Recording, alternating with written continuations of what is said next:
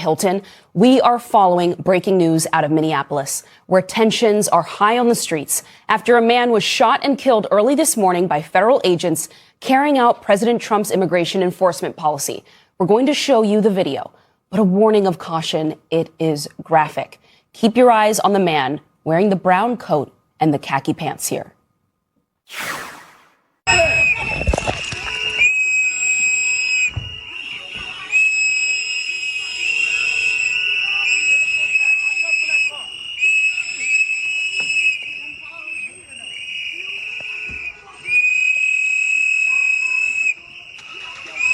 Go.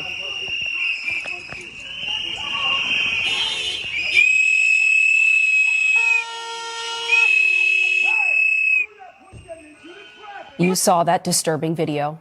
But Department of Homeland Security officials say a man approached Border Patrol officers with a semi-automatic handgun and that officers attempted to disarm the suspect, but he violently resisted. MS Now has not yet confirmed exactly what happened in the video or what happened in all the moments leading up to the shooting. The victim, though, is now being identified as ICU nurse Alex Preddy, a 37-year-old Minneapolis resident. His family has confirmed this to the AP. And according to Minneapolis Police Chief Brian O'Hara, Preddy is believed to have been a lawful gun owner with a permit to carry. Meanwhile, tensions at the scene are high tonight between protesters and law enforcement. Minnesota lawmakers have responded with intense criticism of ICE. And President Trump fired back today on Truth Social saying, quote, "The mayor and the governor are inciting insurrection with their pompous, dangerous, and arrogant rhetoric." The Minnesota National Guard has been mobilized from ready posture to active support, with Governor Tim Walz reiterating his call to the president to remove ICE from his state. This federal occupation of Minnesota long ago stopped being a matter of immigration enforcement. It's a campaign of organized brutality against the people of our state. And today that campaign claimed another life. Donald Trump, I call on you once again, remove this force from Minnesota. They are sowing chaos and violence. We've seen deadly violence from federal agents again and again and again. And joining us now is MS Now reporter Alex Tabbitt. He's there on the ground in Minneapolis. Alex, tell us, what are you hearing and seeing from people now hours after they've seen and processed this shooting? Antonia, the process of processing is still ongoing. We are here at the scene where this man lost his life, the second person to be killed by a federal agent in the last 3 weeks or so here in Minneapolis after the shooting and killing of Renee Good. As you can see, it transpired right here. There's a cross with the name Alex Preddy. There are people singing, praying, trying to console one another, trying to process what is just tragedy after tragedy that has transpired here in Minneapolis. Over there, you see more protesters.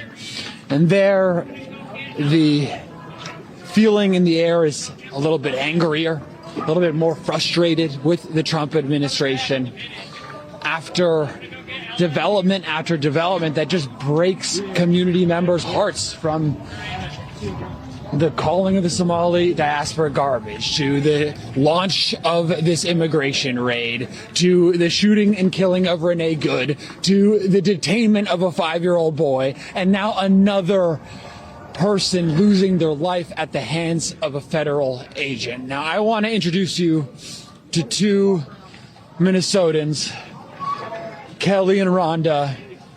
Kelly, Rhonda, how are you guys feeling in this moment? How are you processing what has happened here today? We are heartbroken and angry, and we can't sit anywhere but here because we have to stand up for everyone, including ourselves, by being here. It just feels like they're murdering the most peaceful people we have, the people who are out on the street, young, and trying to protect other people, and they come in and murder them, and that feels terrifying, and it feels like the only hope we have is to show up here. And you do the exact same work that Renee Good did, that this man did too. Yes. I mean, how are you processing all of this? I'm not. To be honest, I am disassociating from that, and I am just honestly trying to be out here for my neighbors, for my friends. As a legal observer, this is scary. This is really scary. This is something that no one should have to experience. This is our city. What is happening? This is not okay. We all need to stand up right now. After Renee Good was killed, the Trump administration responded by surging even more federal agents into your city. Where do we head from here? I think the only thing that can happen now is they have to get them out. There has to be fewer murderers. They're saying they're coming in to save us from some evil. They're talking about our neighbors who bake for us, who take care of us, who help our children, who help us when we need it. The murderers are ICE. They are who we need out of this city. Let us carry on our life safely and not in fear of being shot if we help a woman who slips on the ice, as I saw happened earlier today before that man was murdered. Alex, let's say his name. Alex was murdered while he was helping. I can't stop thinking of Mr. Rogers. Mr. Rogers said, look for the helpers. And right now, the helpers have a target on our forehead, and ICE will shoot us as soon as look at us. And I'm a preschool teacher. Mr. Rogers is my number one influence. I cannot stand by and allow this to happen. Mr. Rogers would be here right now, too, so I'm here. Thank you so much both for your time. I really appreciate it. Stay warm. Thank you. Thank you. And you can hear it there, Antonia, the frustration, the exasperation, so many emotions here Alex, in can I Minneapolis. ask you, Antonia? look, not only, Alex, have there been videos that have come out, of course, our team reviewing all of these. There may be more to come, additional angles, as is often the case with developing stories like this one. But in addition to what people can see with their own plain eyes in those videos, with what some of the witnesses there on the ground may have told you, but then sort of comparing that to what we're hearing from this administration. For example, Stephen Miller coming out shortly after the shooting, calling the person a domestic terrorist, describing Alex Preddy as someone who was a would-be assassin. We heard similar comments from Greg Bovino in a presser earlier today. As you hear and you process what we are receiving from the administration, how does that match up with the facts and the testimony you're gathering on the ground? The testimony that we're gathering on the ground is unequivocal that what is happening here, what happened both to Renee Good and what happened to this man this morning, Alex Preddy, is not domestic terrorism, is not a man brandishing a weapon. It is what you just heard from Rhonda and Kelly. I've heard the word murderer or murderers multiple times today, and the people who I speak to feel like they're being asked not to believe their own eyes when these competing narratives are released by the Trump administration. Antonia? Alex Tabbitt, thank you so much for your hard work there in the cold, on the ground, so consistently in Minneapolis. We're Most grateful people for don't you. realize that a criminal defense is usually built around one main pillar, which means one person, one story, one version of events that holds everything together. And every court motion depends on it. Every public statement depends on it, and every legal plan depends on it. So as long as that pillar stands, the defense stands. But if that pillar breaks, the whole thing falls apart.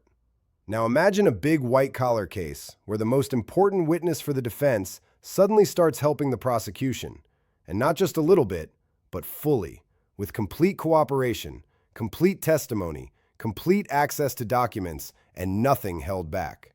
Because legal experts call this a total strategic disaster, since from the outside it may look like just another witness changing sides. But for a legal team, this is an absolute nightmare. In large financial or political cases, there is often one person who is there for everything. And they went to the meetings, handled important papers, heard private talks, and saw how decisions were made. So they were in the room when it all happened. And if your defense depends on what this person will say in court, you are trusting them completely. These situations usually start quietly, when the defense feels confident and they speak to the media, saying the case is weak and their witness is reliable and prosecutors went too far. But then, suddenly, something changes when investigators show up with a search warrant and phones are taken, computers are taken, files are collected, and what they find changes the whole case. Sometimes what investigators find includes financial records nobody knew about and private messages people thought were safe. And in some situations, the most serious thing of all, which is audio recordings, with real voices, real conversations, recorded in real time. Because you can question a witness and say they are mistaken, or lying, or biased, but you cannot argue with someone's own voice on a recording. That is why recordings are so powerful in these cases, because they remove doubt, they remove confusion, and they become direct proof. So when prosecutors find evidence like this, they move quickly, and the witness is brought in and shown the papers, the messages, and the recordings. And at that moment, the witness understands that prosecutors already know most of the story. This is when the witness starts thinking about survival. And many people misunderstand immunity deals because when prosecutors offer immunity, they are not being kind. They are making a smart decision, since they believe what this person can tell them is more valuable than charging them with a crime. But the deal comes with strict rules. Because of that, the witness has only one safe choice, which is to tell everything, every detail, and every memory. And that is the situation for a witness who flips. And it is a terrible situation for the defense team, where inside the legal team, panic begins. Emergency meetings happen, lawyers argue with each other, and they struggle to figure out what to do next. Now that same person is helping prosecutors and lawyers start asking a frightening question, which is, what does this witness know that we do not know? And this is scary, because prosecutors may now understand the case better than the defense does. And in serious moments like this, some lawyers even think about stepping away from the case. The most important point is that the defense was built on one story, one version of events, and one witness supporting that story. But now, that witness is telling a different story, under oath, with documents and recordings.